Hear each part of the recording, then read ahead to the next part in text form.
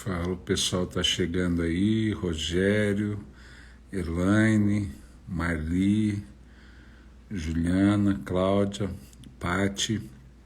Como a gente sempre pede, vão colocando aí para a gente saber a cidade, da onde você veio, sejam bem-vindos, bem-vindas, né? A cidade da onde você está entrando na live, só para a gente ter uma ideia. Carlos e a Flávia chegaram aí, pastor Gilmar, de Paraíba do Sul. Boa noite, Cristiano. Prazer, paz. Rogério Arraial do Cabo, né? A galera aí, Metodista Digital Cara. Hoje à noite a nossa live vai ser com o Bispo Carlos Alberto Tavares. Estamos no aguardo da chegada dele aí. Na hora que o Bispo Carlos entrar, a gente adiciona ele. Em outras lives ele já esteve conosco aí, né, participando das lives. Agora a nossa expectativa dele como convidado hoje, né? No aguardo. Enquanto isso, a galera vai pondo aí Metodista Várzea das Moças, Jaqueline, Ovelha da Pastora Sarita, Pastora Suzy, né? A galera aí que está chegando, Ayrton, F. Silva, daqui a pouco a gente na expectativa do Bispo Carlos Alberto entrar, vamos ter um papo bom. Bispo Carlos Alberto, para quem não conhece, ele foi pastor aqui na primeira região, muitos anos, daí foi eleito bispo, foi servir como bispo lá no norte do Brasil, na região missionária da Amazônia, e se tornou bispo emérito, né, nessa condição. E voltou, retornou aqui para o Rio, teve um tempo num projeto profético, né, ali em Portugal, retornou e hoje está lá em Cabo Frio, né, e aceitou o nosso convite para poder estar participando aí das lives com a gente e compartilhar a experiência dele, né? Então, a pastora Suzy, que hoje está ali em Vital Brasil, veio da Rema. Bem-vindo, pastor Claude, lá de Araruama, né? Meu amigo, pastor Marcelo Pinheiro, lá de Curitiba, Paraná, ele é pastor da Presbiteriana em Campo Magro, né? E a galera tá aí, chegando. Pastor Gilberto Luiz, a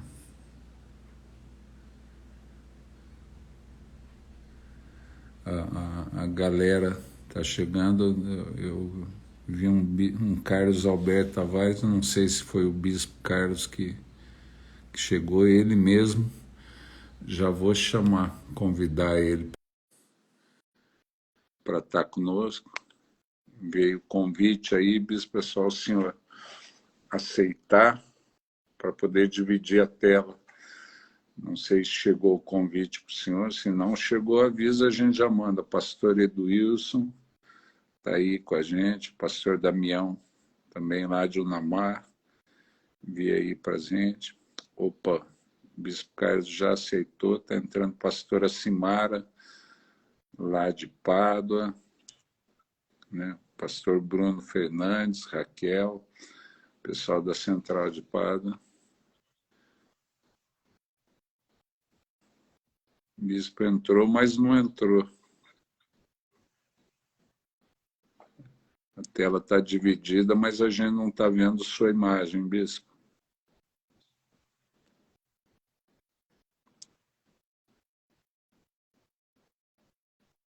Vocês estão vendo... Para vocês está aparecendo a imagem do bispo, para mim não está aparecendo aqui.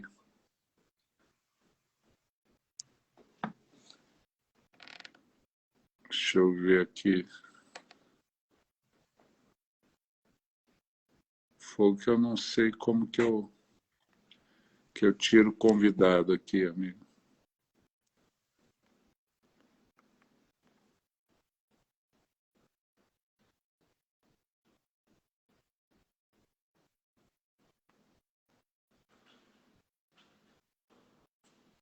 Deixa eu convidar aqui de novo, apareceu o outro cara.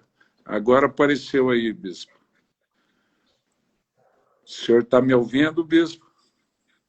Muito bem, tá ótimo. Ah, que bom. Eu já estava preocupado, já É começou. que, é que minha câmera estava invertida, eu tive que inverter. Ah, então tá bom. Eu já comecei a achar que era o tranca-live, já comecei a repreender aqui o tranca-live, tranca-net. Não, não, foi falta de habilidade mesmo.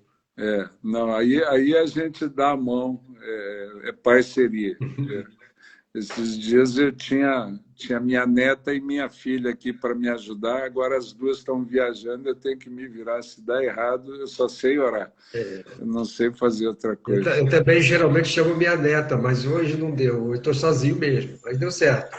Então, a Cláudia, a esposa, já entrou aqui, ela está lá em São Paulo junto com a filha vai casar, estão comprando enxoval, mas um prazer ter o senhor com a gente, uma grande alegria, bispo, poder ter o senhor aqui e compartilhando com a gente da sua experiência e da sua sabedoria, né? Eu já tenho falado com o pessoal um tempo diferente, a gente vem de uma pandemia brava de 2 anos, que agora está flexibilizando, um tempo que a gente não imaginava ter vivido, agora uma guerra na Ucrânia, né? E toda a preocupação.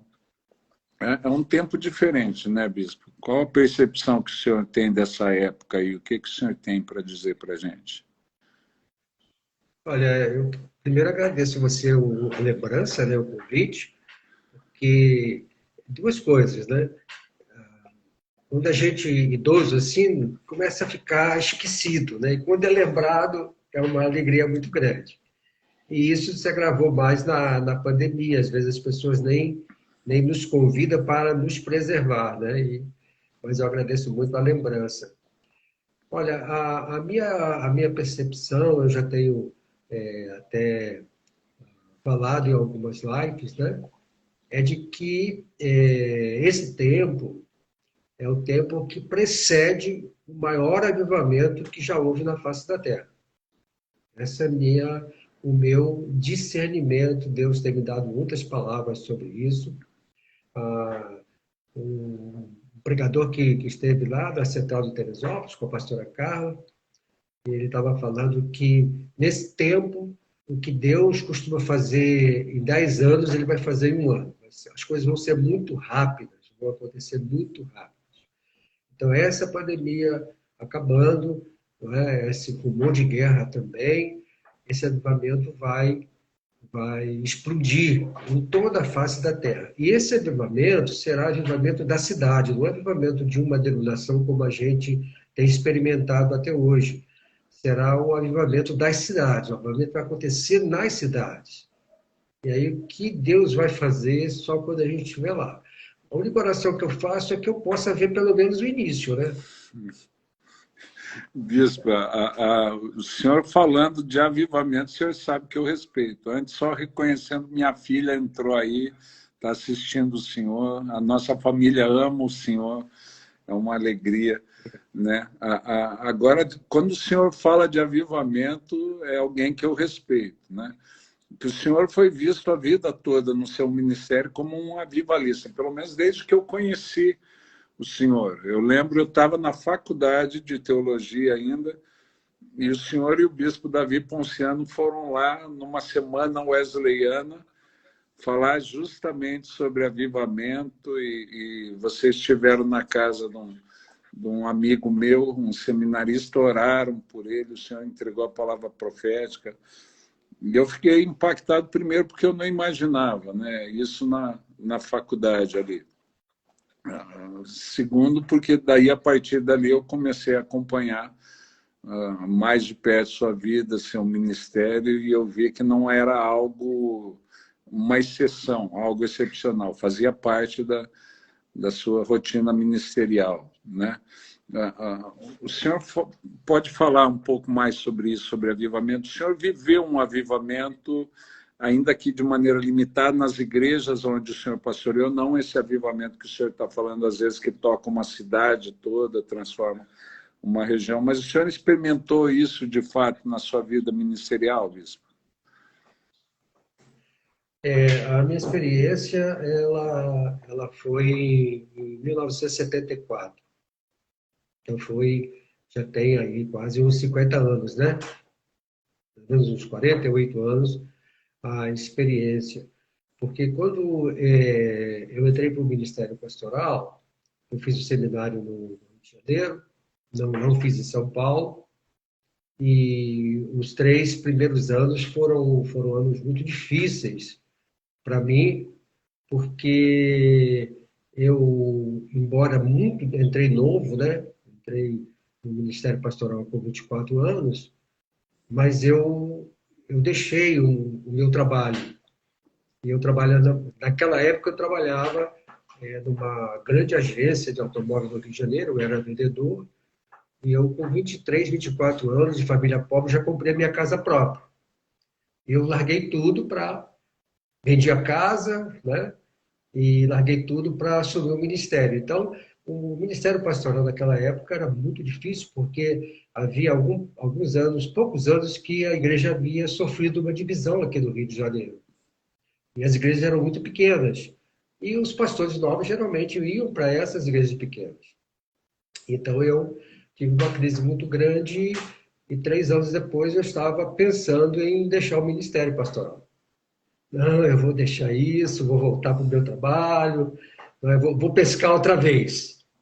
Quando então eu dei um prazo para Deus naquela época. Eu não conhecia Deus direito ainda, né? Então eu ousei dar um prazo para Ele. Hoje eu sei que não se pode fazer isso. Que se até o fim do ano não acontecesse nada diferente na minha vida, que eu não saberia o que poderia acontecer, eu voltaria. E uns 2 meses, menos de 2 meses desse prazo, eu fui a uma reunião promovida por um pastor metodista, naquela época era coisa raríssima, de avivamento, e eu fui batizado com o Espírito Santo. E aí, dali para frente, mudou tudo. Aí, Deus começou a agir, eu comecei a crescer, né, no relacionamento com Deus, sofri muita perseguição também, muita perseguição, porque era uma loucura. Só que naquele período, outros pastores, né, que da minha geração, também começaram a ser batizados com o Espírito Santo.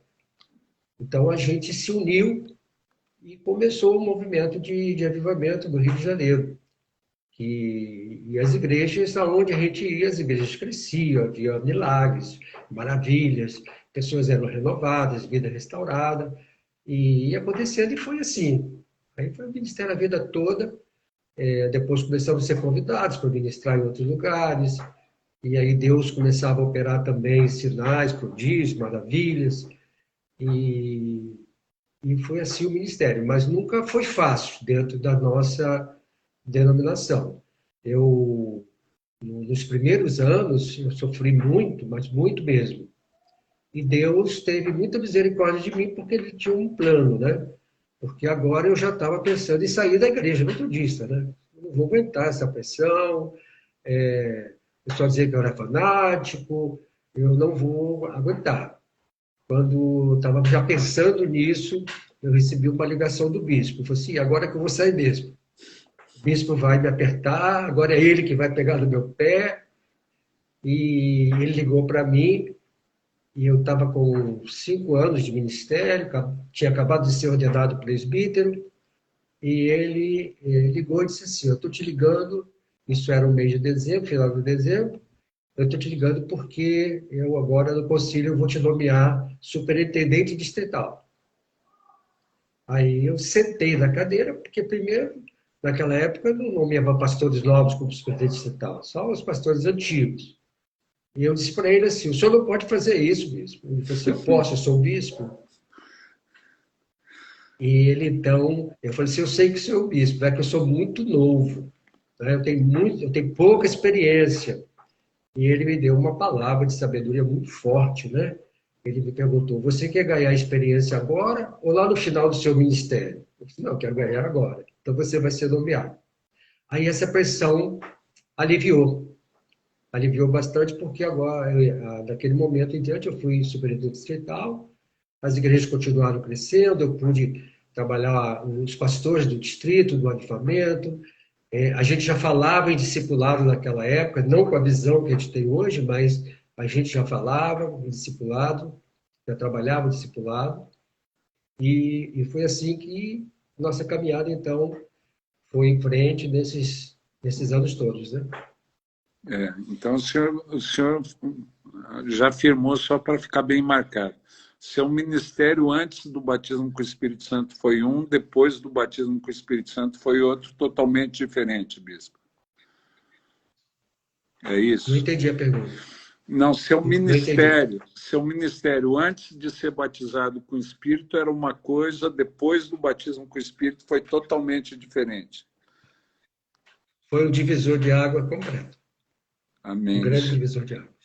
Aquilo que foi antes não foi muito... nem se compara o que Deus fez depois, né? Porque também aconteceu assim, né? Minha esposa foi batizada com o Espírito Santo, meus filhos começaram a ouvir, né?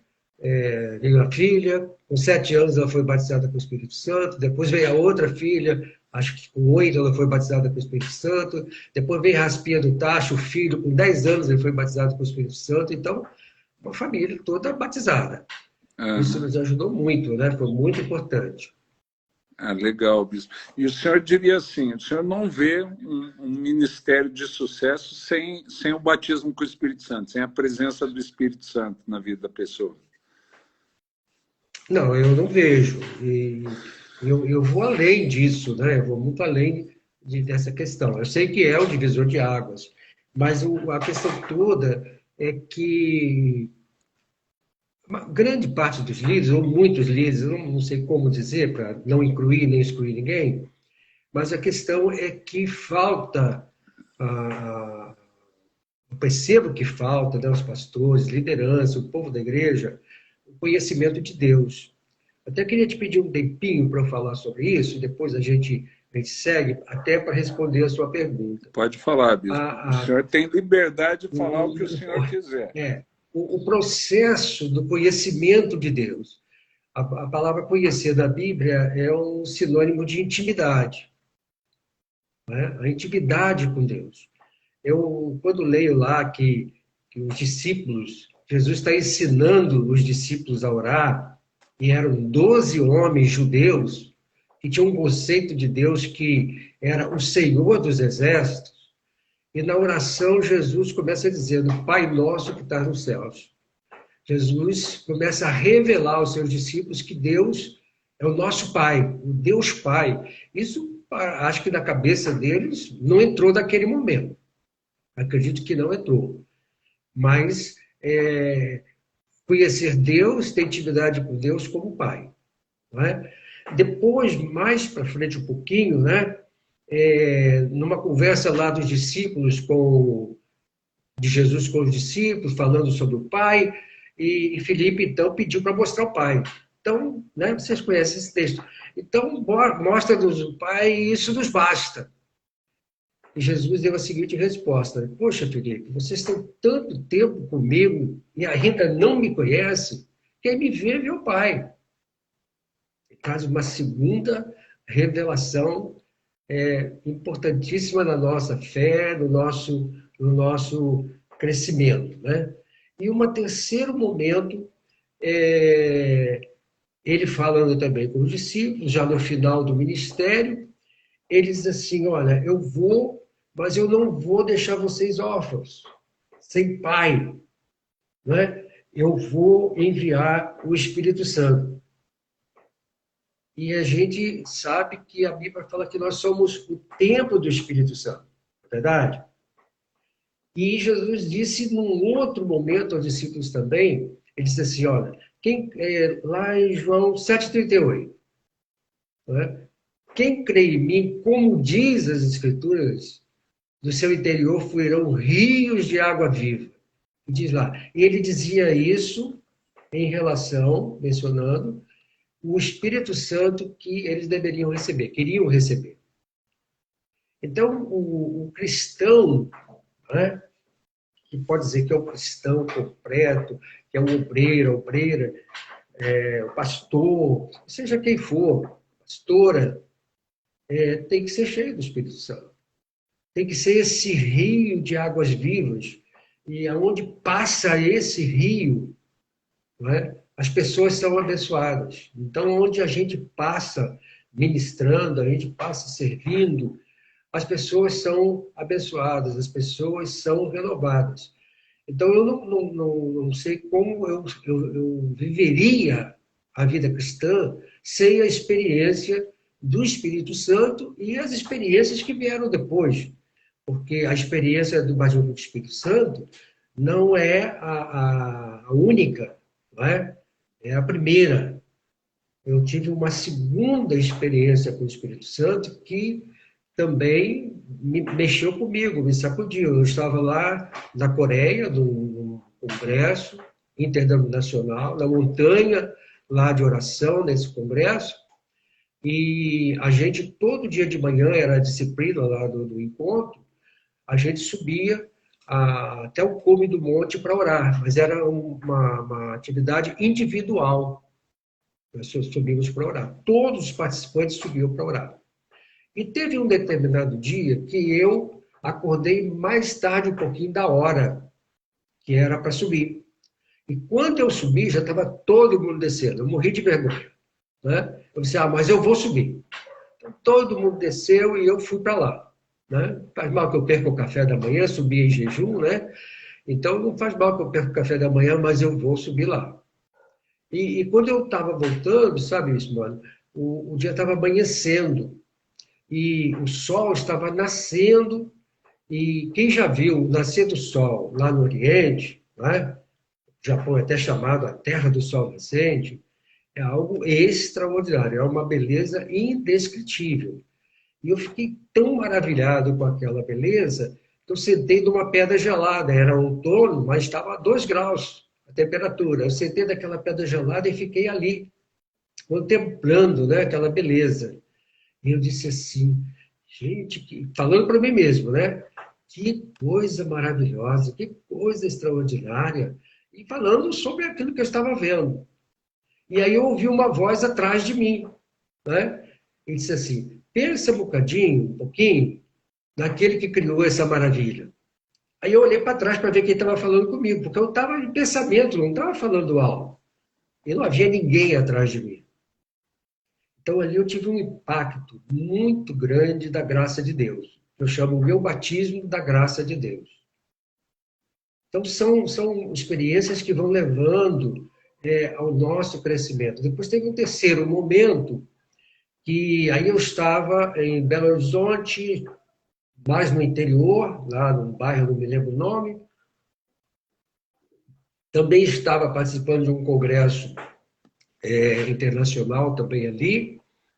E numa das noites do congresso, eu tinha deixado na igreja uma jovem senhora, estado terminal de câncer, e eu tinha visitado ela antes de viajar, e aí terminou a reunião, eu passei em frente ao escritório lá do lugar que eu estava, e me perguntaram se eu era pastor Carlos Alberto. Eu falei que era. Eu disse, olha, tem um recado para o senhor aqui, lá da sua cidade, que a informação é que a pessoa fulana de tal acaba de falecer.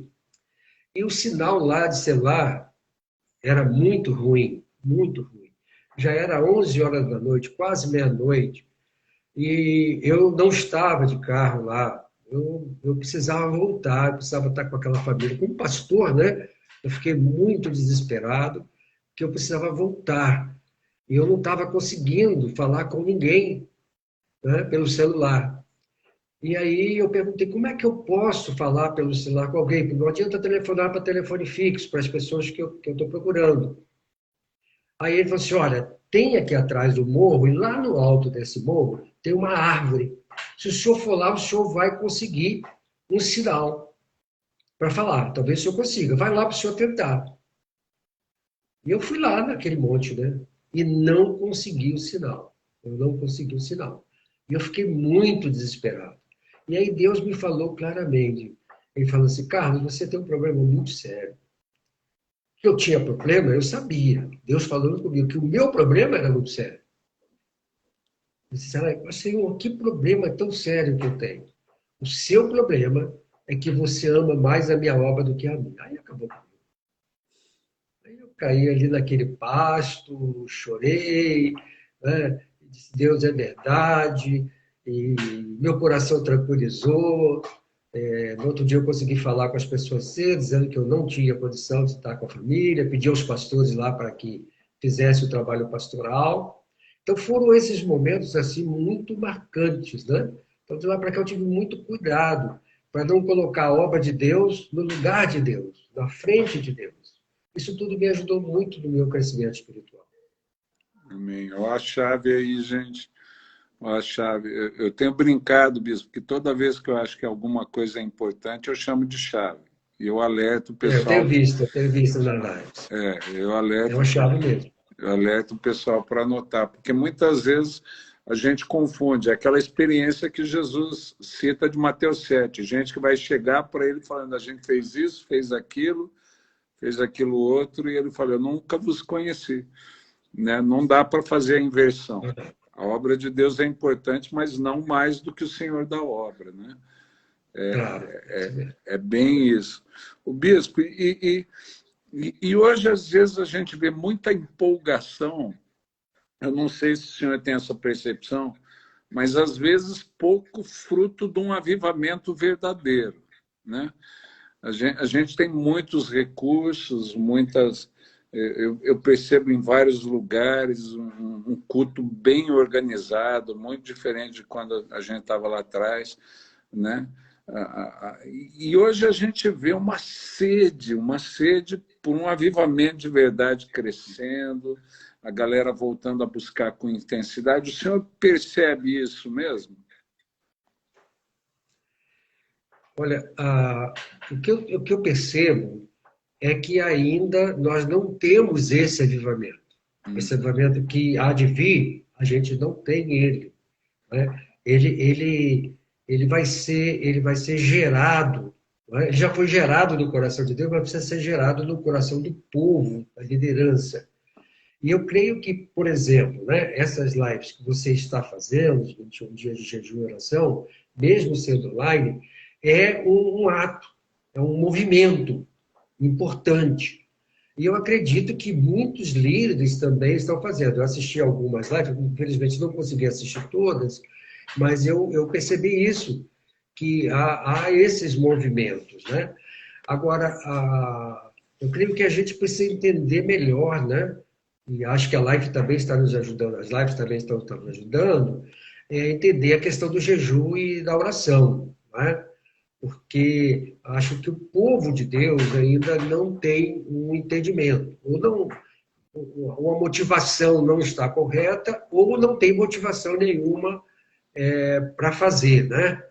Então, eu acredito que a gente precisa agora amadurecer.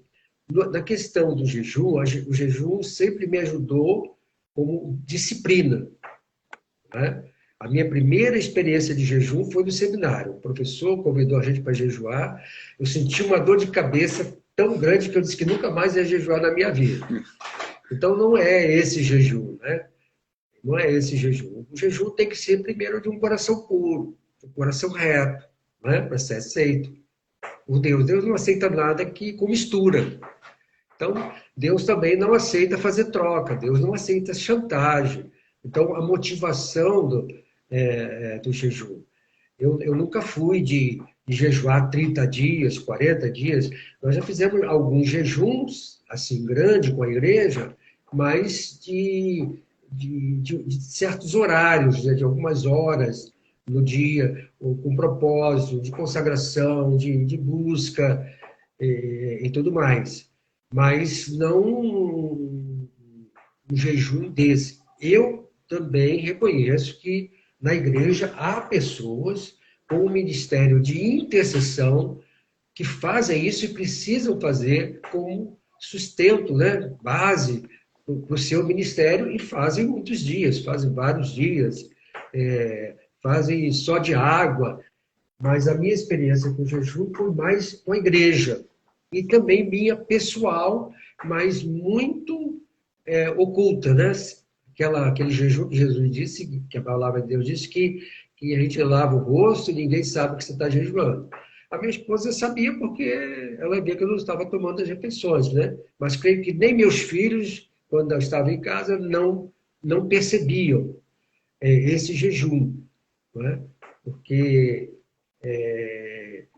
e isso me ajudou muito, né? Eu vi muitos milagres, muitas coisas acontecendo quando a gente tirava o tempo para jejuar, especialmente na igreja local. Eu tava vendo isso, né, Bispo? Eu estava compartilhando aqui, né? Eu não fui de uma geração que foi ensinada nem motivada a jejuar, né? O pessoal citava a disciplina do jejum.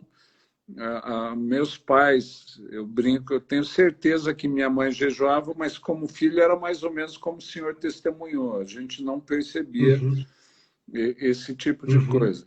E por causa disso eu jejuava, mas eu creio que eu perdi muito, né? E nesse período a gente veio e está convidando o pessoal a participar desses 21 dias, justamente porque eu percebo isso, né? Parece que Deus está despertando a igreja, né? Eu vi um amigo conversando, eu fiz 21 dias com a igreja, eu fiz 21, outro eu fiz 15. A média é 21, né? Uns 4, 5 compartilharam comigo que fizeram 21 dias, e o Luciano Subirá falou que estava concluindo um jejum de 40 dias. E eu falei, eu não sei se o pessoal não compartilhava tanto no passado ou se não era tão comum assim no passado, mas me impactou ver vários grupos que não têm ligação sendo despertados para a mesma coisa. E eu falei, o Espírito Santo está querendo resgatar alguma coisa que a gente perdeu nesse período e que a gente vem negligenciando, e aquilo que o senhor falou, é necessário para o avivamento que vai estar por vir, né? O senhor entende isso? O jejum fez diferença na sua vida ministerial? Não, fez toda a diferença, porque o jejum, quando eu estava jejuando, ele me lembrava, né? Ele me lembrava por que eu estava jejuando, por que eu precisava orar, né? O que no momento de oração, o que eu precisava consertar, né, na minha vida. Porque no meu batismo com o Espírito Santo aconteceu uma coisa que para mim foi realmente definitiva na minha vida. Porque eu acho que como você também, né? Eu fui criado, minha mãe evangélica, eu fui criado na escola dominical, eu fui líder de adolescente, eu fui líder de jovens, né? Fui para o seminário. Então, eu achava que eu não tinha pecado, né? Eu nunca me prostituí, nunca bebi, nunca fui para o mundo. Então, eu, já como pastor, eu achava que eu não tinha pecado. Mas no dia que eu fui batizado com o Espírito Santo, Deus tinha um vídeo lá na minha vida, Deus acho que tinha ainda o antigo DVD, né? Ele pegou na prateleira o meu DVD e botou para eu assistir. Eu entrei pela terra abaixo, você não sabia que eu tinha esse pecado. Eu orava, Senhor, eu terminava de orar, Senhor, em nome de Jesus, perdoa os nossos pecados. Perdoa os nossos pecados em nome de Jesus. Eu sempre orei assim, eu pensei que tudo estava perdoado. Não tinha nada perdoado. Então, dali em diante, eu comecei a vigiar mais, né?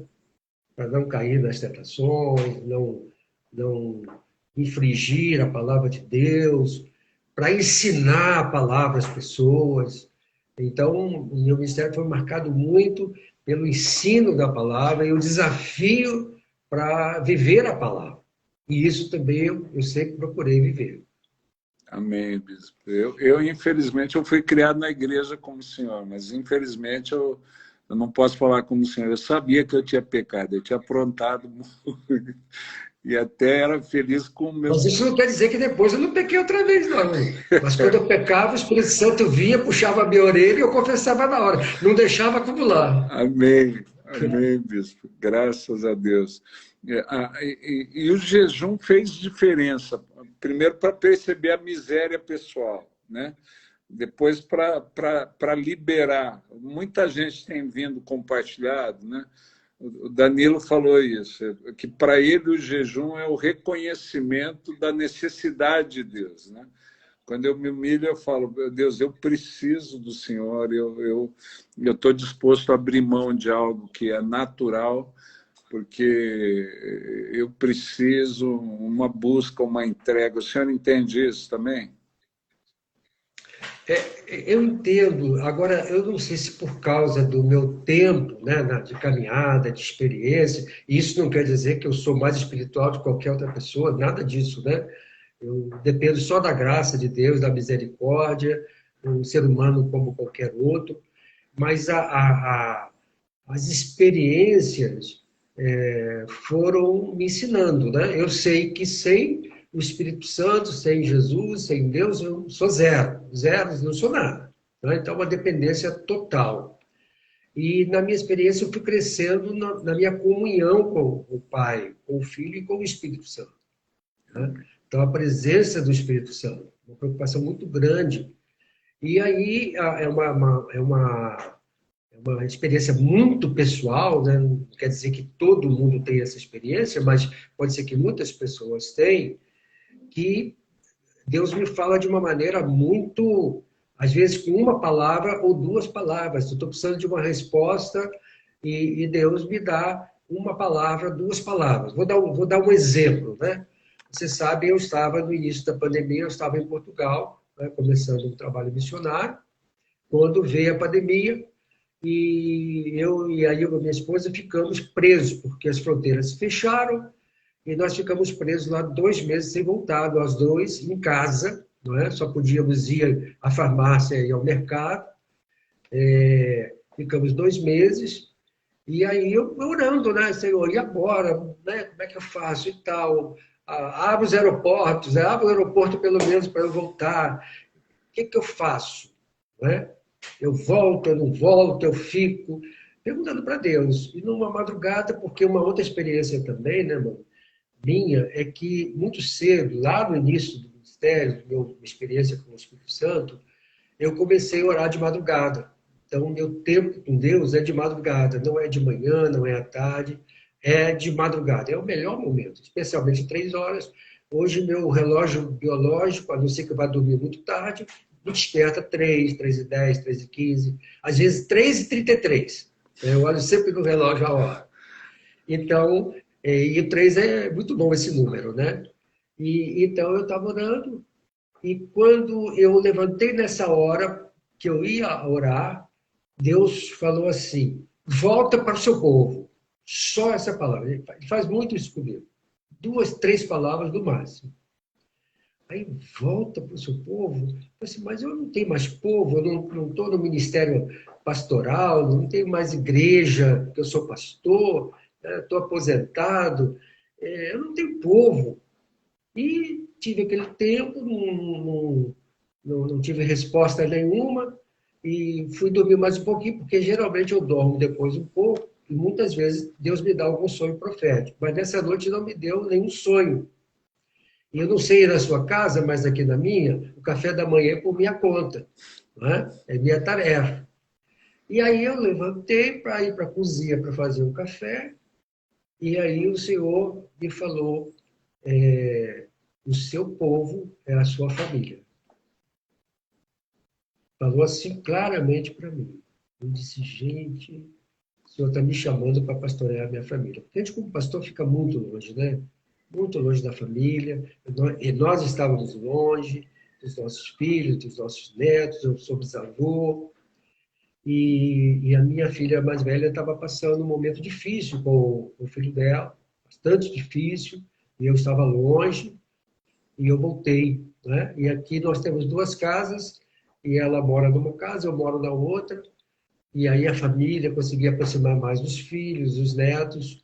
Esse meu neto muito querido, né, o mais velho, muita dificuldade. E aí eu comecei a orar mais por ele. Ele apareceu aqui, ele tinha saído de casa bem, bem cedo. Para resumir a história, né, nesses 2 anos de pandemia, essa semana passada ele voltou para casa. Ele voltou a estudar, fez o segundo grau, fez o vestibular, passou no vestibular, está trabalhando. E essa semana passada ele voltou para casa. E eu senti assim, poxa, a minha missão agora eu acho que terminou. Já vou ficar livre outra vez para que, se Deus tiver alguma coisa ainda para mim. Então, essa tem sido assim, a minha experiência com Deus, né? E muitas vezes Deus fala e a gente não consegue discernir, não consegue entender, leva um tempo, a gente ora mais, aí Deus vai dando sinais também. Então, tem sido essa a experiência com Deus. E esse processo, agora, na nossa idade, na minha idade, eu tenho 77 anos, o jejum já é algo bastante difícil, bastante desafiador, né? Por causa do organismo e até mesmo não é muito recomendado. Eu não tenho nem problema com remédio. Tem pessoas que não podem fazer jejum, porque tem que tomar os remédios e tal, mas como eu praticamente não tomo remédio, então não tenho esse problema. Mas da idade eu tenho dificuldade. Mas às 3 e pouco da manhã, eu estou lá orando, intercedendo, né? E você sabe que eu sou um dos teus intercessores, e eu também tenho muitas pessoas por trás de mim como intercessor, e eu tenho orado. Então tem sido esse tempo todo de oração, de experiência de jejum mais no passado, quando estava à frente das igrejas, do episcopado, quando estava no episcopado. E tem sido assim a nossa experiência, a nossa caminhada com Deus. Mas é fundamental. Agora, se você não tem uma experiência de batismo com o Espírito Santo, uma experiência da graça, da misericórdia de Deus, da bondade de Deus, o jejum pode ser uma espécie de troca, de chantagem, né? Ou então para mostrar como sacrifício. Ó, Deus, eu estou me sacrificando, me dá porque eu estou me sacrificando. E não é nada disso. Não é? Eu creio que o jejum nos ajuda na disciplina da oração. Amém. Né? Bispo, antes eu só dando a dica aqui em casa, é a Cláudia mesmo que faz o café. A Cláudia tinha duas opções, ou eu fazia o café ou ela tomava um café que preste. Ela fez a segunda opção. Ela preferiu ter um café de qualidade, ela mesma faz. Se ela fosse tomar Eu vou te dar uma chave, então. Ensina a sua máquina de fazer café a fazer café. Eu fiz isso, ensinei a minha máquina, peguei a quantidade da água, a quantidade do pó de café e pronto, o resto é com ela. Uma boa dica. Aqui o que eu aprendi foi fazer chimarrão, mas a Cláudia não gosta do chimarrão. Então. Somos dois. O bispo, agora, para quem quer mais intimidade com Deus, né? Para quem gostaria de, ouvindo o senhor falar, os testemunhos, falar, puxa, eu gostaria disso. Qual a dica que o senhor dá? Uma vida intensa de oração? O que mais? Eu não sei se eu sou o patinho feio da história, né? Mas eu vejo muitas pessoas falar, porque o fulano fica orando 2 horas, fica orando 3 horas, fica orando 4 horas. Eu tenho um pouco de dificuldade com isso. Eu sei que tem pessoas que têm ministério que precisa disso, não é? Mas no relacionamento com Deus, a comunhão é diária, todo o tempo. Né? Todo o tempo você está em comunhão. Se eu percebo alguma coisa que quer me tirar da graça, e às vezes acontece, né? Eu começo a me policiar. Né? Eu costumo dizer o seguinte, você pode até orar dirigindo o carro, só não fecha os olhos, você pode ir para o céu mais rápido. Né? Mas você está dirigindo, você está sozinho, você está falando com Deus o tempo todo, você está intercedendo por alguém, não é? E também há aqueles momentos de guerra espiritual, né? Que aí sim, aí você tem que aprofundar mesmo e entrar na guerra e guerrear mesmo em oração. Então, a gente ainda tem muito uma formatação da religiosidade, né? Tem que ser dessa maneira. Eu acho que cada um é um diante de Deus, né? Deus não tem 2 filhos iguais, como no mundo não tem 2 filhos iguais também, né? Nossa impressão digital é diferente. Então, cada um tem a sua experiência com Deus. Mas você não pode ficar formatado, preso a regras no seu relacionamento com Deus. O relacionamento é de pai com filho. E o pai é onipresente, você está com ele o tempo todo. Então, você tem... E Jesus Cristo é o nosso intercessor, né? Aquele que está lá.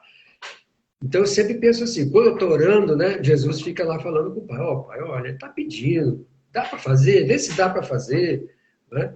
E aí Deus faz maravilhas. Amém. Amém. Mas a pessoa tem que querer isso, né? Não é algo, Tem que, nossa. tem que viver, tem que viver. Tem que ser a vida, né? Tem que ser... A nova vida em Cristo é isso. A nova vida em Cristo é isso. As coisas antigas passaram, aí você tem tudo novo. Você agora é um rio de águas vivas, que onde você passa, você leva a vida, você leva a palavra, que é vida também. Né? Então, assim tem sido a minha experiência. Mas a minha experiência não tem que ser a sua é diferente. Nós temos ministérios diferentes, né? Eu, durante muito tempo, e agora recentemente voltei um pouco a fazer isso, estudar a história dos avivamentos. Né? Não tem na história dos avivamentos nenhum avivamento que começou sem que pessoas começassem a jejuar e orar. Não tem. Na história dos avivamentos não tem. Começou uma pessoa, um grupo de pessoas. Por exemplo, a gente fala muito do avivamento da Coreia, não é isso? Você não fala muito do avivamento da Coreia? Mas poucas pessoas sabem que o primeiro avivamento da Coreia foi em 1911, quando a Coreia era dominada pelo Japão. E os japoneses maltratavam mesmo os coreanos, ainda era uma Coreia só, estrupavam as mulheres. E a história diz que dois pastores, um metodista e um presbiteriano, você vê como é que Deus faz maravilhas, né? Eles conversaram e chegaram à conclusão de que precisavam orar juntos. Eu não sei o tamanho das igrejas dele lá naquela época. E eles então marcaram 30 dias de oração e jejum. 30 dias de oração e jejum. E fizeram 30 dias, se reuniram e todos fizeram 30 dias de oração e jejum. Quando chegou os 30 dias, eles se reuniram, não aconteceu nada. Eles disseram, ó, gente, nós fizemos a nossa parte, oramos, jejuamos e não aconteceu nada. Vamos, então, terminar hoje o nosso jejum e oração. Uma pessoa se levantou da congregação e disse, não, nós não vamos parar, nós vamos fazer até Deus nos ouvir, até Deus agir. E depois disso, veio a Primeira Guerra Mundial, veio a Segunda Guerra Mundial, e depois da Segunda Guerra Mundial, já a Coreia dividida, aquele grande avivamento. Então, tem muitas histórias, mas nenhum avivamento começou sem jejum e oração. Verdade. E nesse tempo, o senhor entende que o Espírito tem movido a igreja a isso, porque eu tenho falado isso, né? Os movimentos das salas de oração, a Casa Internacional de Oração, o próprio Testemunho da Coreia, agora esse incentivo a jejuar, a buscar. Eu tenho falado isso, né, Bispo? Eu nunca tive uma experiência, eu nunca fui movido tanto ao jejum quanto nesse período, né? Eu sempre tive a questão do jejum, né? Eu falo como metodista, a gente tem, mas do jeito que o Espírito Santo tem me pedido agora, nunca tinha acontecido. O senhor entende que isso já é o prenúncio do avivamento que está para vir? É o prenúncio. Agora, esse prenúncio, ele vem um pouco forçado pela realidade, porque a palavra diz que muito sofrimento há de curtir o ímpio. Né? E os justos, né, ou pelo menos os discípulos de Jesus, os crentes, os cristãos, também estão sofrendo. Quer dizer, esse sofrimento desses 2 anos não tem registro na história, em termos mundiais. Então, acho que isso também está fazendo com que as pessoas, os líderes, comecem a buscar mais a Deus. Porque, geralmente, foi em momentos de crise que a igreja foi para o Senhor, foi buscar, foi jejuar e foi orar. Não foi de graça que a igreja fez isso no passado, não. Nunca foi. Nunca foi. Quando a igreja decidiu orar e jejuar, é porque o momento era muito difícil. E nós estamos vivendo um momento muito difícil. Eu creio que todo mundo sofreu, mas nós idosos e as crianças acho que sofremos mais. Claro que não estou falando daquelas pessoas que perderam seus entes queridos, que não tem comparação, não é verdade?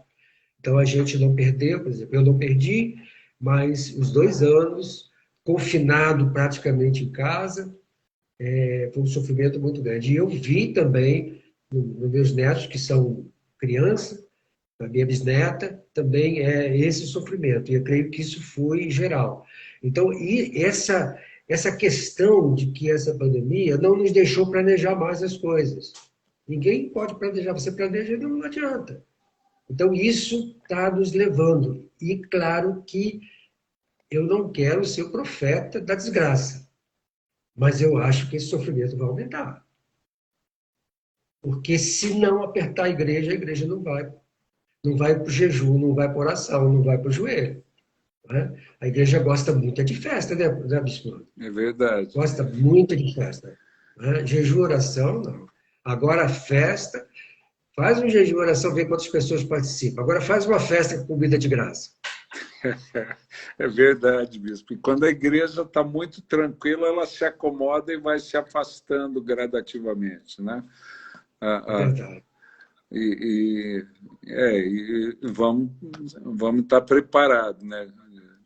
Como o bispo Carlos falou, ele não quer ser profeta da desgraça, mas ele entende que vai piorar. Eu tenho essa percepção. Eu entendo que vai a pressão aumentar.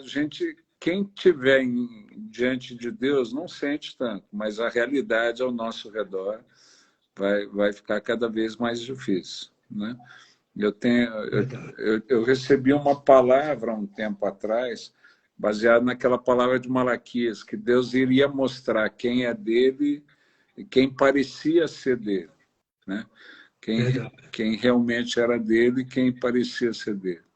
O bispo, agora, tem alguma experiência, assim, o senhor teve várias, né? Mas tem alguma experiência que o senhor fala assim, essa aqui eu gostaria de compartilhar, eu acho que vale a pena. Aqui com a gente, todos os pastores compartilharam uma experiência sobre jejum, né, que eles entenderam, mas o senhor eu deixo à vontade para o senhor compartilhar a experiência que o senhor entende que seria marcante aqui, né? Eu fico assim com medo de dizer que essa foi a mais marcante, né? Porque as experiências foram muito, porque são muitos anos, e dizer que essa foi mais importante ou menos importante. Mas eu vou falar uma aqui, né, nessa live, que eu ainda não compartilhei com ninguém. Ninguém, só eu e Deus, mas você está me apertando aqui, eu vou acabar, e pode ser até que eu chore, porque eu tenho um arrependimento muito grande, porque na época o meu discernimento foi muito pequeno, né? Eu não consegui discernir. Eu estava em Portugal e eu estava vindo, né, de 6 em 6 meses por causa de visto, eu não tinha meu visto de turismo, mas eu vinha também para estar com a família, para estar aqui e fugir um pouco do frio. E pouco antes de começar a pandemia, eu estava orando e o Senhor disse que viria um grande abalo sobre a face, sobre a terra. Um grande abalo sobre a terra. E eu não discerni. E eu comecei a orar, né? Comecei a orar. Senhor, cobre a tua igreja, cobre a minha família. E o Senhor disse que o meu neto de 10 anos, que tinha 10 anos na época, ia ser atingido. Eu não contei isso para ninguém, mas eu estou contando aqui agora. Eu não sabia o que era.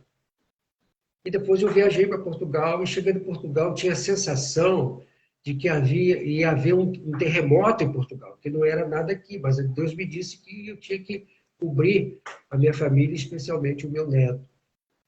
E aí, quando estourou a pandemia, né, o meu filho estava com a família dele lá na minha casa em Portugal. Inclusive, ficaram presos também um pouco lá. Meu neto começou no aniversário, e aí eu orei mais aqueles dias por ele, e orando por toda a família também. E depois, quando voltaram, um tempo depois, a família toda do meu filho pegou a Covid, né? A minha nora não teve quase nada, a minha neta mais nova também não. Meu filho ficou meio zoado, mas o meu neto ficou grave. Quando ele ficou grave, aí tinha toda uma guerra espiritual, pedindo misericórdia, misericórdia a Deus, misericórdia. E ele não precisou ser internado. Mas a gente sentia que ia perder ele. Meu filho também achava que ia perder. E ele não sabia de nada. Então, nesse momento, a intercessão, né, foi chave, foi forte, foi uma guerra espiritual. Eu não contei para mim, não contei para ninguém, estou testemunhando agora porque você me colocou contra a parede, né? Então, eu estou dando esse testemunho. Eu não sabia que era uma pandemia, eu não tinha essa informação, Deus não falou detalhes, só que o mundo seria abalado, né? Quando falou abalado, eu falei assim, deve ser terremoto, né? Mas foi essa pandemia. E o mundo foi abalado.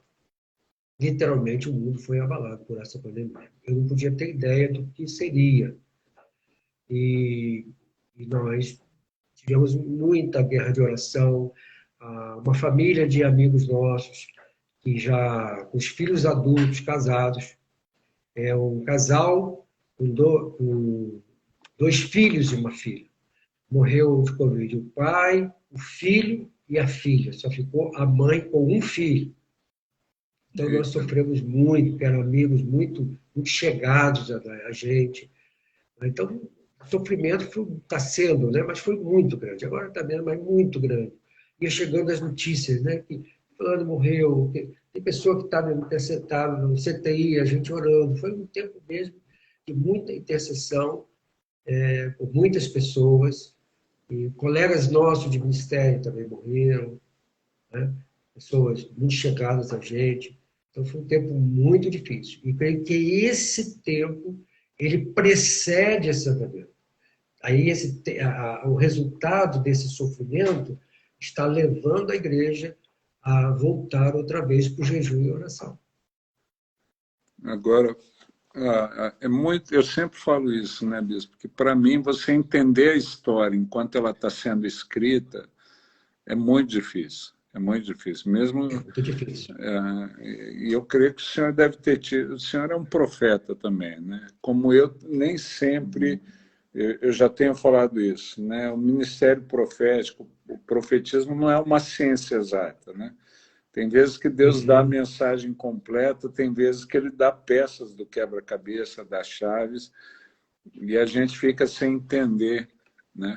É, Eu, é eu, verdade. eu tive uma pessoa que compartilhou comigo, até eu brinquei com ela, de uma ovelha dela que teve o sonho sobre o desastre em Petrópolis, né? Ela teve o sonho e compartilhou com ele uns 2 dias antes da primeira chuva aqui. Falou, pastor, eu tive um sonho em que aconteceu uma tragédia em Petrópolis e estava subindo eu, o senhor, e falou de uma outra pessoa, e eu vi uma placa de destruição, né? E no dia seguinte à tragédia, esse pastor me ligou para contar o sonho. E eu falei, amigo, eu vou preservar seu nome para ninguém querer pegar você pelo pescoço. Porque se você Uhum. tivesse discernido e compartilhado antes, talvez, né? A gente não sabe. Mas é muito difícil entender a história e às vezes quando a gente vê, a gente fala, era disso que Deus estava falando, né? A não ser que a mensagem Eu seja creio, clara. eu creio que daquele princípio bíblico que Deus não faz nada sem falar com os seus profetas antes, né? Certeza. Só que muitas vezes nós não alcançamos, né? E não perguntamos para Deus o que eu tenho que fazer, Senhor. Eu posso fazer alguma coisa? Porque eu já tive experiências muito duras, né? Orando por pessoas doentes, e o Senhor dizia assim: olha, para de orar porque essa enfermidade é para a morte, ora pela família. Aí você faz o quê? Né? E Deus fala, você não vai dizer, ó, gente, se prepara porque vai morrer. Não tem como, você Não. começa a interceder pela família, pelo consolo, pelo conforto, mas você sabe que aquela doença é para a morte. Então, eu creio muito nessa palavra que Deus fala. Agora, o problema somos nós, né? O nosso discernimento, a nossa capacidade de discernir, de ser mais intenso com Deus, de perguntar para Deus. A gente tem toda a liberdade, Ele é o Pai, você pode perguntar, né? Você pode perguntar até uma bobagem que Ele não vai rir de você, Ele vai te dizer, ó, filho, não é assim, Ele vai te ensinar, Ele vai te dar uma palavra da Bíblia, vai te dar um texto lá, né? Então, eu acredito que o sofrimento vai aumentar, isso vai cada vez mais levar a igreja, porque a igreja ainda está fazendo muita festa, muita festa. Eu tenho, às vezes eu passo no Facebook para ver as atividades das igrejas. Tem muito mais festa do que reunião de oração, jejum, né? Muito mais comida. Então, eu creio que a igreja precisa despertar. Vamos diminuir pelo menos um pouquinho as festas. Vamos começar mais orar, jejuar, buscar o Senhor. Vamos trabalhar a questão da unidade da igreja na cidade, porque o avivamento vai vir para a cidade, vai ser na cidade. Não sei se Deus vai escolher um grupo, um líder, um grupo de líderes, quem sabe um grupo de pastores da cidade internacional estão orando, Deus vai usar esses líderes, Deus vai usar quem está buscando eles, né? Quem crê. Mas eu creio que vai ser nas cidades, né? Amém, amém. Bispo, o senhor ora pela gente, o papo bom demais, já chegou às 8 horas. Né? Já chegou? Já. Poxa, Passa já está rápido. com a agenda completa? Já está com a agenda completa dos 21 dias? Eu volto. Passa rápido brincando. demais, papo com gente boa, passa rápido demais. O senhor ora pela gente aqui?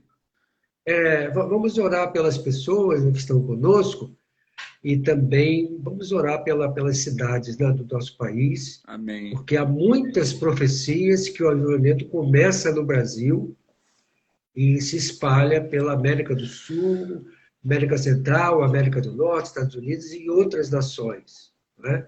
Deus vai levar muitas pessoas do Brasil para outras nações para que o avivamento aconteça em muitos países do mundo.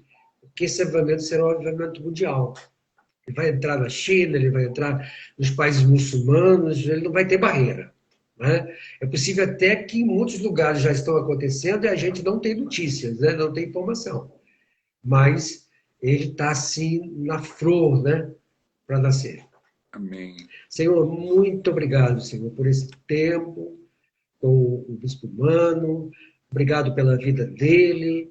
Obrigado pela inspiração, pela revelação, para iniciar, Senhor, este mover, este movimento de jejum, de oração, e que isso, Senhor, comece também a brotar do coração de cada um dos teus servos, das tuas servas, dos teus líderes, Senhor, dos teus pastores, das tuas pastoras, em todas as cidades do Brasil, Senhor.